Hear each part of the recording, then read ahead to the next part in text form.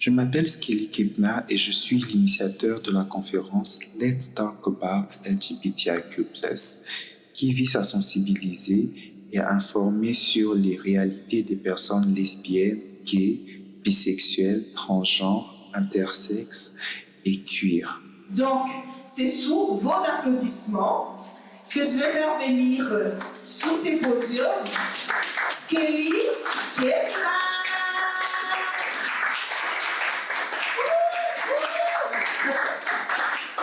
Bonsoir Skelly. Bonsoir Paris. Bienvenue sur mon stage. Bonsoir Kinshasa. Je suis contente de te retrouver. Pas beaucoup trop. Du coup, je vais éviter ça. Je te laisse le micro. La salle est à toi. Merci. Bonsoir. C'est ce soir, deuxième jour où je vous retrouve encore. Je suis très heureux de vous voir. J'étais dans les coulisses là et j'ai entendu certaines questions, certaines réponses. Mais je pense qu'avant vraiment que je puisse commencer mon sujet d'aujourd'hui, c'est important que je puisse revenir sur certaines choses, principalement sur le genre. Très rapidement, ce qu'il faudrait retenir, c'est qu'il y a une différence entre le sexe et le genre. Je crois qu'on en a déjà parlé. Le sexe, c'est votre corps tel qu'il est formé, avec votre vulve et votre tout ce qu'il y a là-dedans. Et rien à voir avec le genre, qui est le fait de se savoir homme, femme ou autre chose dans la société. Ça, c'est une chose. Ce qui fait que pour la plupart d'entre nous, quand on est avec un zizi, la société dit que vous êtes un garçon. Et nous aussi, on se reconnaît en tant que garçon. Et quand vous naissez avec une foufoune, on dit que vous êtes une fille et vous vous reconnaissez en tant que fille, il n'y a pas de problème. Et certaines personnes ne se reconnaissent pas dans le genre qu'on leur a attribué à la naissance. Et ces personnes-là s'appellent des personnes transgenres. Et l'identité du genre, c'est quelque chose qu'on ressent au fond de soi. Ce n'est pas une caprice. Hein. Et ce qui fait que vous étiez en train de parler de la question de la transition. Transitionner, c'est vous avez un sexe donné, hein, que la société identifie à un genre, et vous voulez avoir une apparence qui correspond à ce que la société identifie à votre genre. C'est-à-dire que si vous êtes une femme trans, par exemple, vous avez un corps mâle que la société définit en tant qu'un corps d'homme, même si c'est votre corps de femme, hein, mais que vous voulez être en harmonie avec vous-même et avec votre façon de vous percevoir femme. Alors vous allez passer par une opération pour que votre corps ait l'apparence de la femme que vous voulez être. Seulement, pour passer cette opération de transition, hein, on dit transitionner. Pour transitionner, il faut voir un psy. Il y a tout un mécanisme médical pour que le médecin puisse être sûr que vous voulez vraiment passer ces opérations-là, parce que ce sont des opérations parfois irréversibles. Donc, vous passez par tout un processus. Donc, j'ai entendu parler de contrat, quelqu'un décide de signer quelque part. Non, ça risque de prêter confusion. On croira que c'est les médecins qui nous forcent à transitionner, alors dire il faut signer. Non, c'est vous-même, l'individu, qui a transitionné parce que vous voulez être en accord avec vous-même. Mais oui, il y a des personnes qui détransitionnent. C'est la question, je crois, de l'Ibrahim. Des personnes qui détransitionnent, ils ne détransitionnent pas parce qu'ils se sont dit, oh non, finalement, c'est pas chouette d'être une femme, c'est mieux d'être un homme, ou bien, oh non, c'est pas chouette d'être un homme, ça serait mieux d'être une femme. Non, pas du tout. S'ils ont transitionné, c'est parce qu'ils sont les personnes, c'est parce qu'elles sont qui elles sont. Mais parfois, après avoir transitionné, on rencontre encore beaucoup plus de pression sociale. C'est-à-dire que les gens vont vous faire du tort, vont commencer à vous injurier. Il y aura une grande pression sociale. Il y a des gens qui ne supportent pas ça du tout et préfèrent détransitionner. Donc, chercher à récupérer une certaine façon d'apparence qu'ils avaient avant pour ne plus être victime de ces pressions sociales. Et ce qui fait que quand tu prends la même personne qui a détransitionné et que tu lui mets dans un milieu environnemental où elle se sent plus à l'aise, la personne aura tendance à vouloir transitionner à nouveau. Donc, ceux qui détransitionnent, ce n'est pas parce qu'ils ou elles ont fait des erreurs, dans ces espaces que elles ont transitionné dans des espaces qui ne leur ont pas permis d'être où elles détransitionnent en fait. Donc la transition, c'est pas un caprice. Et ce qui fait que les organisations qui luttent contre les personnes trans, ils n'ont pas raison de le faire parce que c'est pas du tout un caprice. Voilà, c'était important pour moi de préciser ça parce que je voyais que ça allait un peu dans tous les sens. Et si vous êtes venu ici, c'est pour avoir les bonnes informations et ne pas retourner avec des à peu près. Donc j'espère que j'ai clarifié les choses. Hein? Mais même aujourd'hui, voilà, je ne vais pas trop rentrer sur la question du genre parce que je pense que M. Rochin a fait l'essentiel. Moi, je parlerai de la place des vêtements dans la culture africaine, et en particulier ici en RDC. Je vous remercie de votre présence et de votre intérêt pour ce sujet qui me tient à cœur. Aujourd'hui, je vous parlerai de la place des vêtements dans la culture africaine et en RDC en particulier, puis des injonctions du genre à travers le temps en Afrique et comment cela influe sur l'accoutrement des gens comme expression du genre. Ensuite, je vous parlerai de l'histoire et de l'évolution des vêtements et du genre dans le monde occidental et comment cela a influencé, ou non, les modes vestimentaires en Afrique et en RDC. Enfin, je vous parlerai des défis spécifiques auxquels les personnes LGBTQ+, sont confrontées en RDC, notamment en matière de discrimination, de violence et d'exclusion. Commençons par la place des vêtements dans la culture africaine et en RDC. Comme vous le savez sans doute, l'Afrique est un continent très diversifié qui compte plus de 50 pays et plus de 2000 langues.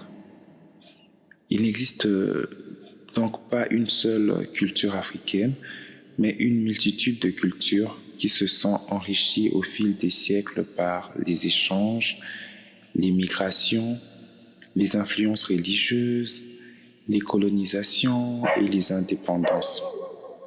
Alors, ce que je cherche à dire, c'est que l'Afrique, pendant le temps, même avant même la venue des hommes, des colons, il y avait beaucoup de flux migratoires. Moi, par exemple, je suis Moussa Kata, mais je fais partie d'un peuple qui a migré à partir du Soudan, il est passé par le Sahara, pour descendre vers la Côte d'Ivoire et redescendre vers là où les Moussa Kata sont là, vers le Bantou.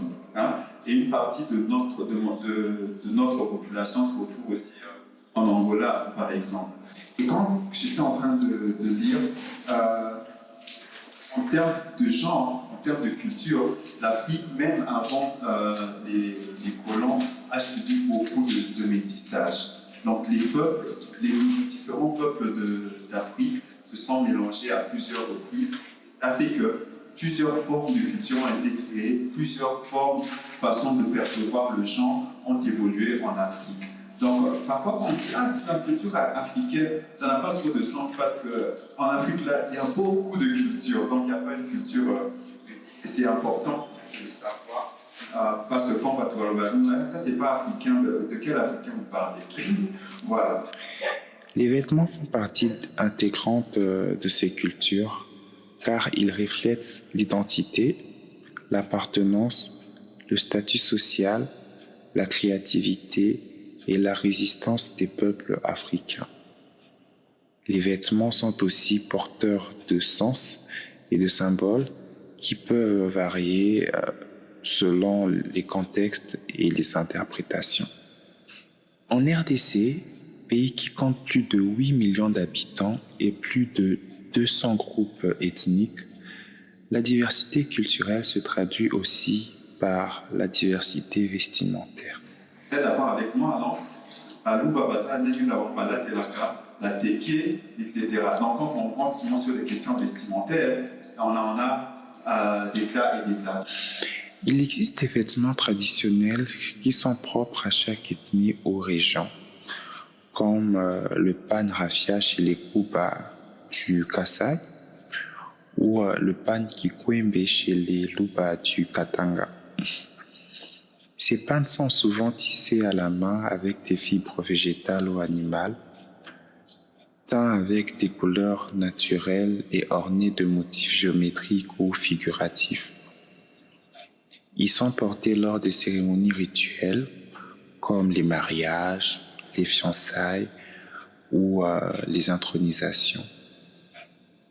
Ils expriment alors le respect des ancêtres, la transmission des valeurs et la célébration de la vie. Vous allez voir que dans certaines cultures, il y avait des vêtements propres aux rois, et des vêtements qu'on pouvait porter que dans certaines cérémonies, quand les gens doivent se marier, etc., etc.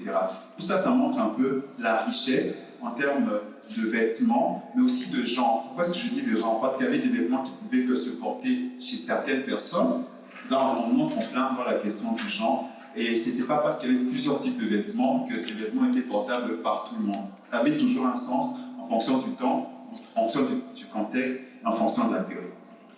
Il existe aussi des vêtements modernes qui sont issus du métissage culturel entre l'Afrique et l'Occident, comme le boubou ou le complet vestant.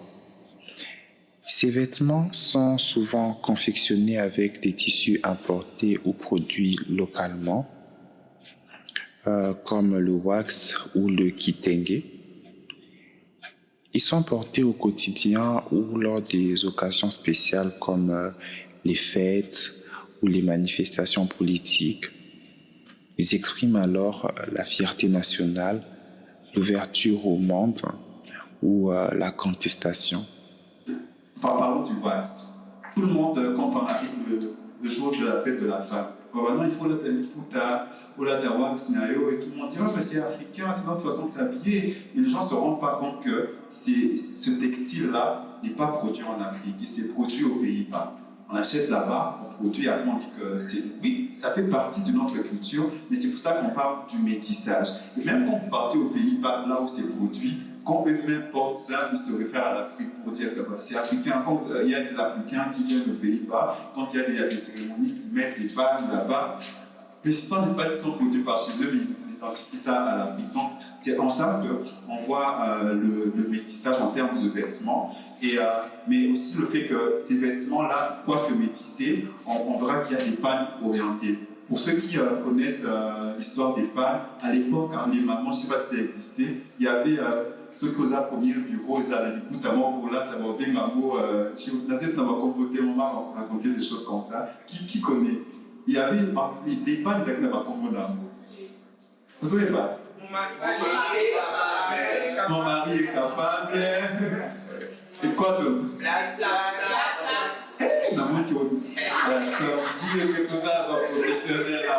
Donc, vous voyez que là, on voit une dimension à la fois du vêtement et comment ça influe aussi sur le genre. Et même ces mêmes tenues-là, vous pouvez, en fonction du tenue ou du genre, dire que ça c'est masculin, ça c'est plutôt féminin.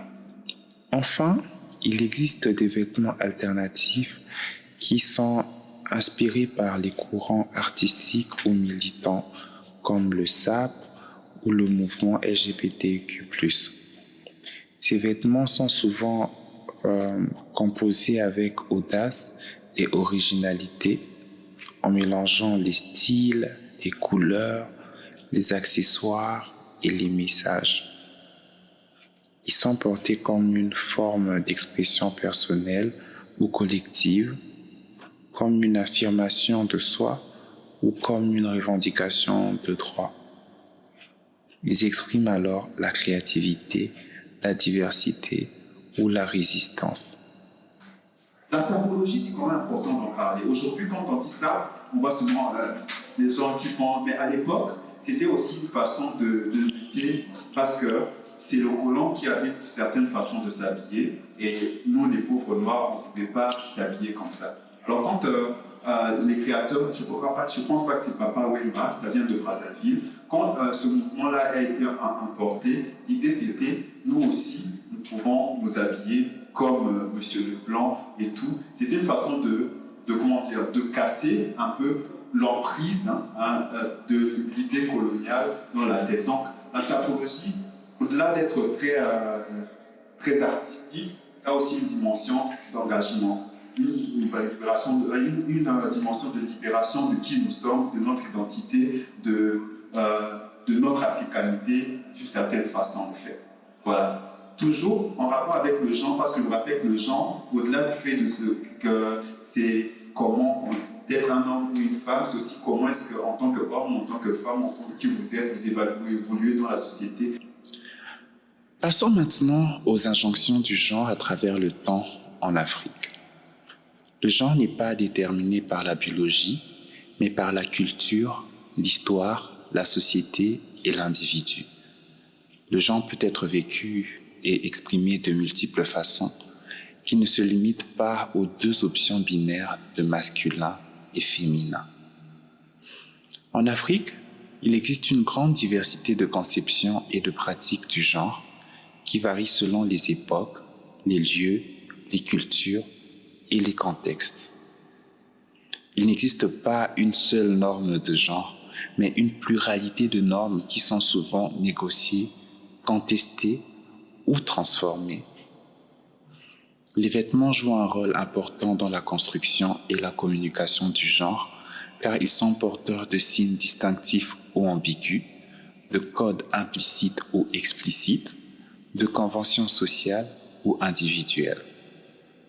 Dans certaines sociétés africaines précoloniales, il existait une certaine fluidité du genre qui permettait aux personnes de changer de rôle ou de statut selon les circonstances. Par exemple, chez les Nuer du Soudan du Sud, une femme pouvait épouser une autre femme et devenir le chef de famille. Chez les Dogons du Mali, un homme pouvait se travestir en femme et participer aux rites féminins. Chez les Andés du Congo, un homme pouvait avoir un jeune amant et lui offrir des cadeaux. Et ça, je crois qu'on en a parlé dans un de nos ateliers avant. C'était genre, on est dans une société où il y a des hommes et des femmes, mais il y avait quand même la possibilité. Moi, si je suis un homme majeur et que la CP n'a mon corps est je peux aller donner une dot, doter l'enfant, et il devenait mon compagnon, et je pouvais lui offrir des cadeaux. La limite, c'était que quand il n'est pas au commun adulte, on ne pouvait plus continuer notre relation. Donc, il devait épouser une femme. Et la femme, tu vois, l'église de la quand on épouse une femme, hein, on vient donner des cadeaux au papa. Mais là, vu que lui, moi, il était déjà mon petit ami, les cadeaux, on ne va pas donner à papa, on va le donner à moi. Mais là, c'est une façon de dire que je le libère pour qu'il ait une femme. Mais moi, en tant qu'adulte, je ne pouvais pas avoir un copain adulte comme moi. Donc, ça pouvait être qu'un jeune. Donc, ça montre un peu, ça ne ressemble pas aux histoires d'homosexualité moderne. Hein, mais vous voyez qu'il y avait quand même des existences. C'était important de contextualiser à chaque fois. C'est pour ça que je dis, oui, l'homosexualité existait en Afrique, mais ce n'était pas l'homosexualité telle que ça existe aujourd'hui, où deux hommes se marient et tout ça. Ce n'était pas vraiment comme ça, c'était vraiment contextualisé au cas par cas, en fait. Dans d'autres sociétés africaines précoloniales, il existait une certaine rigidité du genre qui imposait aux personnes de se conformer à des rôles ou à des statuts prédéfinis. Par exemple, chez les Ashanti du Ghana, une femme devait être soumise à son mari et lui obéir. Chez les Maasai du Kenya, un homme devait être courageux et guerrier. Chez les Bambara du Mali, une femme devait être excisée pour être considérée comme pure. Avec le colonisateur européen, le genre en Afrique a subi des transformations majeures qui ont souvent renforcé les inégalités et les discriminations entre les hommes et les femmes. Les colonisateurs ont imposé leur vision du genre fondée sur le patriarcat, le christianisme et le capitalisme. C'est important que je demeure sur ça. Le patriarcat, c'est quoi? Le patriarcat, c'est une société où celui qui a le pouvoir, c'est l'homme. Mais c'est le vieux homme. Donc, c'est-à-dire que si tu es un homme, tu as celui qui a le pouvoir, mais pour avoir le pouvoir suprême, il faut être vieux. Donc, les grands sages du village, c'est eux qui avaient le grand pouvoir. Et ça, c'est une idée patriarcale qui existait en Afrique, mais la colonisation européenne est venue généraliser ça et l'imposer en Afrique. Par le christianisme, parce que l'islam préexistait déjà, avant même les colons. Il y avait déjà des conquêtes islamiques et tout ça, ça faisait partie de l'Afrique d'une certaine façon. Mais le christianisme, c'est vraiment l'héritage du colon européen qui est venu nous imposer une certaine façon d'avoir une spiritualité. Et le christianisme vient avec tout ce que ça vient. La façon de s'habiller, ne pas aimer une femme, ne pas aimer un homme, ne pas faire ceci, ne pas faire ceci. Tout ça, ça définit comment nous devons nous comporter dans la société en fonction du christianisme. Et ça, c'est ce que le blanc, l'européen, je veux dire, a apporté. Et après, il y a le capitalisme, la société qui fonctionne en fonction de l'argent.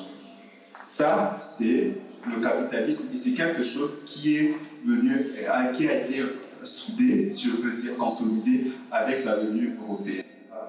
En parlant de patriarcat, on avait des sociétés aussi matrilinéaires. Ça veut dire que où le pouvoir était plutôt féminin. Et même aujourd'hui, chez certains, c'est par exemple chez nous, les Basakata, moi, Naïsa, on a maman. Donc, on passe le droit de naissance et qui est en fonction à moi-ci. Donc, moi, je peux bien être le premier garçon.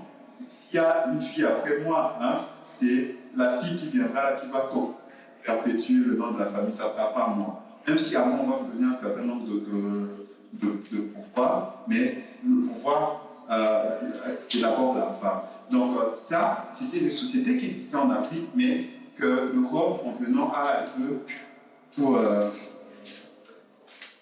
baliser.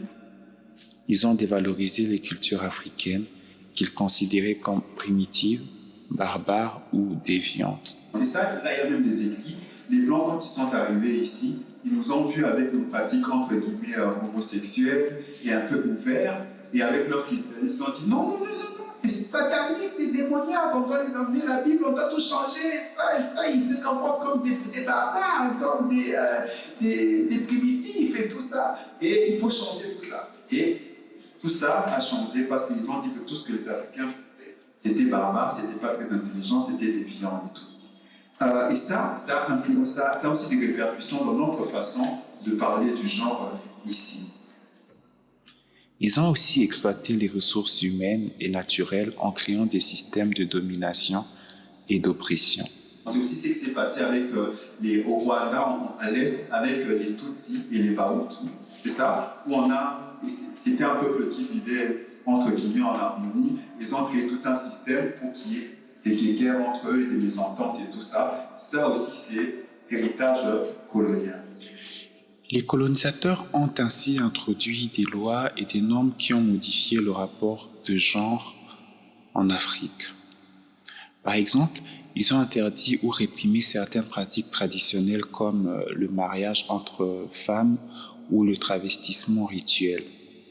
Ils ont aussi favorisé ou imposé certaines pratiques occidentales comme le mariage monogame ou le port du pantalon. Ici en Afrique, un homme pouvait avoir plusieurs femmes, ça n'a jamais été un problème. Il y avait même des sociétés où une femme pouvait avoir plusieurs hommes, ça n'a jamais été un problème.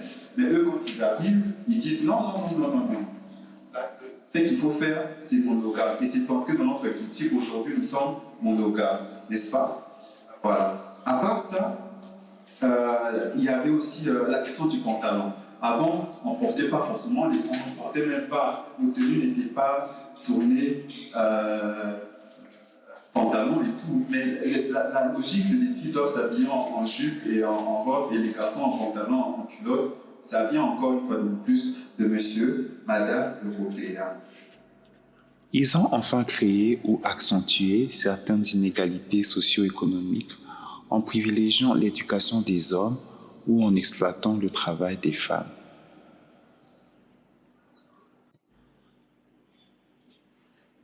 Les vêtements ont été un enjeu majeur dans la colonisation du genre en Afrique. Les colonisateurs ont utilisé les vêtements comme un outil de contrôle, de conversion ou d'assimilation des populations africaines. Là, je fais allusion vraiment à quand les colons étaient venus, il y avait des vêtements que j'en ai parlé, que les Blancs ne pouvaient pas porter et tout ça. Et après, il fallait vêtir, il fallait cacher nos corps. Les questions d'assimilation, si tu ne parles pas la langue du colon, tu n'es pas intelligent, Tout ça, c'est ce que la colonisation a apporté. Ils ont utilisé les vêtements comme un symbole de distinction, de supériorité ou d'appartenance à la civilisation occidentale. Ils ont ainsi cherché à imposer leur mode vestimentaire aux Africains et Africaines en leur faisant adopter des vêtements plus couvrants, plus sobres ou plus uniformes. Là aussi, tu parles des vêtements, mais il faut aller au-delà des vêtements. C'est aussi l'accoutrement en termes généraux. J'ai parlé à un moment donné de nos cheveux. C'est aujourd'hui, pour être considéré comme propre professionnel, il faut couper les cheveux en ras. Hein. Il faut avoir des cheveux lisses. Sauf aux alentours de tes cabello, mais pas tes cheveux noirs. Si tu dois aller dans un milieu professionnel, il faut être en veste. Hein. Si tu n'es pas en veste, ça veut dire que ce n'est pas professionnel. Hein. Si tu t'emmènes en raffia, oh, ça ne va pas. Donc c'est un peu l'influence du colon aussi dans ce sens-là. Les Africains et Africaines ont réagi de différentes manières face à la colonisation du genre et des vêtements. Certains ont accepté ou adopté les vêtements occidentaux par conviction religieuse, par intérêt économique ou par stratégie politique. D'autres ont résisté ou rejeté les vêtements occidentaux par fidélité culturelle, par revendication identitaire ou par contestation sociale. D'autres encore ont adopté ou métissé les vêtements occidentaux par créativité artistique, par hybridation culturelle ou par affirmation personnelle. Après la décolonisation, le genre en Afrique a continué à évoluer sous l'influence de divers facteurs internes et externes. Les mouvements nationalistes et féministes ont revendiqué l'indépendance politique et l'égalité sociale des peuples africains. Les processus de modernisation et d'urbanisation ont modifié les modes de vie et de production des populations africaines. Les phénomènes de mondialisation et de migration ont favorisé les échanges et les interactions entre les populations africaines et les autres cultures du monde. Tous ces facteurs ont eu un impact sur le genre et son expression en Afrique. Les vêtements ont continué à jouer un rôle important dans la construction et la communication du genre en Afrique. Les Africains et Africaines ont continué à utiliser les vêtements comme un moyen d'expression, de créativité et de résistance. Ils ont aussi continué à faire face à des injonctions, des pressions ou des violences liées à leur genre et à leur appartenance. Ils ont ainsi développé des stratégies individuelles ou collectives pour affirmer leur identité, revendiquer leurs droits ou se protéger des agressions. En RDC, pays qui a connu plusieurs conflits armés, crises politiques et sociales et violations des droits humains, le genre et les vêtements sont des enjeux majeurs pour les personnes LGBTQ+. Ces personnes sont souvent victimes de discrimination, de violence et d'exclusion de la part de la société, de la famille, de l'État ou des groupes armés. Elles sont souvent contraintes de cacher ou de nier leur identité, leur orientation ou leur expression du genre. Elles sont souvent privées d'accès à l'éducation, à la santé, à l'emploi ou à la justice. Les personnes LGBTQ+ en RDC font preuve d'un courage et d'une résilience remarquables. Elles se battent pour leur survie, leur dignité et leur reconnaissance. Elles se soutiennent entre elles à travers les réseaux sociaux, communautaires ou amicaux. Elles se mobilisent pour sensibiliser et informer sur leur réalité à travers des projets artistiques, médiatiques ou éducatifs. Elles se réapproprient les vêtements comme un outil d'expression, de créativité et de résistance. Je vais vous montrer quelques exemples des personnes LGBTQ+ en RDC qui utilisent les vêtements comme un moyen d'affirmer leur identité, de revendiquer leurs droits ou de se protéger des agressions. Myong Yamasiki, questionne le vêtement masculin avec son art. Jordan Tadi est un accessoiriste qui joue et mélange les genres. Daniela opte pour un style féminin au quotidien. Skelly na moi-même varie beaucoup mon style capillaire de sorte à explorer les limites du genre. Ces exemples montrent que les vêtements sont plus que de simples morceaux de tissu que nous portons pour nous couvrir ou nous embellir. Ils sont aussi des signes extérieurs de notre personnalité, de notre identité, de notre appartenance à une culture ou à une communauté. Mais ils sont aussi parfois des sources de discrimination, de stigmatisation ou de violence. Car il existe des normes sociales, des codes vestimentaires, des attentes implicites et explicites qui dictent ce que nous devons ou nous ne devons pas porter en fonction de notre sexe biologique ou de notre genre. Merci beaucoup. Je suis disposé pour avoir des questions Sylvain.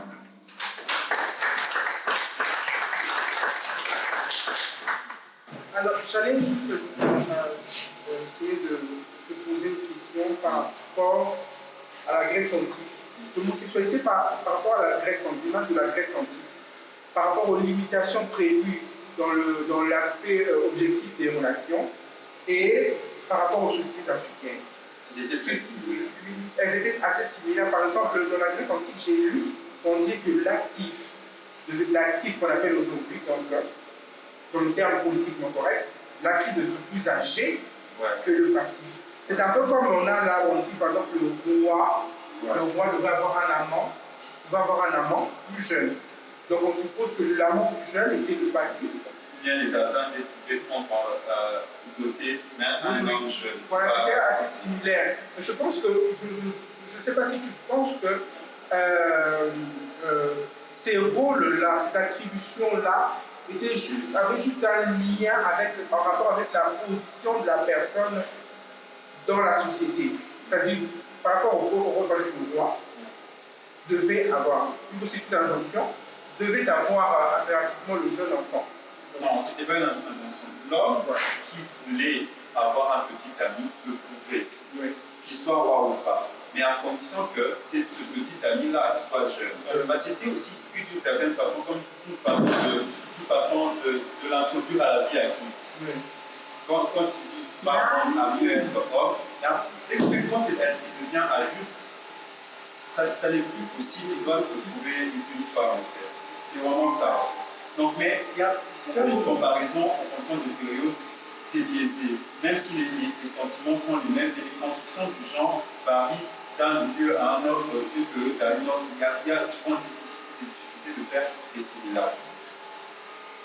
Oui, sur la dernière question. Oui, c'est ma dernière question. C'est pas vraiment une question, mais je veux savoir. Parce que on me la pose souvent.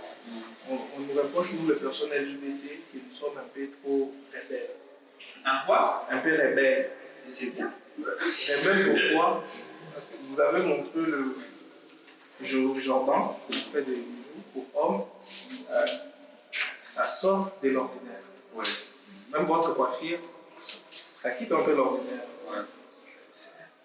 C'est ça la marque de personnes LGBT, cette rébellion-là. C'est la marque des personnes différentes. C'est une rébellion au vu des personnes qui acceptent l'assignation sociale. C'est-à-dire que tu vis dans une société, il faut que tout le monde se promène nu, tu te promènes nu, et c'est normal. La personne qui va se dire, moi en tout cas, me promener nu, ça ne va pas, toute la société qu'on se promène, moi je vais porter des sous-vêtements, cette personne-là devient automatiquement rebelle. Mais pour cette personne-là, c'est sa façon de vivre son identité. Donc, avoir le courage de vivre son identité, c'est devenir officiellement rebelle, en fait. Et c'est pour ça que les personnes LGBT sont en dissonance avec la société patriarcale, la société hétéronormée. C'est une dissonance. C'est pour ça qu'on est automatiquement vu comme une rébellion. C'est une rébellion parce qu'on ne veut pas devenir des esclaves de l'hétéronormativité et du patriarcat. On veut être nous-mêmes pleinement nous-mêmes. Et c'est le combat des personnes LGBT, c'est le combat de toutes les minorités, et même des femmes en fait. C'est pour ça aussi que les féministes sont vues comme des femmes rebelles, des personnes rebelles, parce qu'elles revendiquent le fait que chaque individu devrait avoir le droit de vivre son identité comme il ou elle l'entend. Si on va le percevoir comme rebelle, oui, les personnes LGBT sont des personnes rebelles. Mais si on doit le voir de l'autre angle de vue, on dirait que les personnes LGBT, c'est des personnes qui luttent pour leur authenticité. Et ça, c'est légitime. Les Noirs aussi. Les Noirs. Les Noirs aussi, d'une certaine façon. Merci. Merci beaucoup. Merci.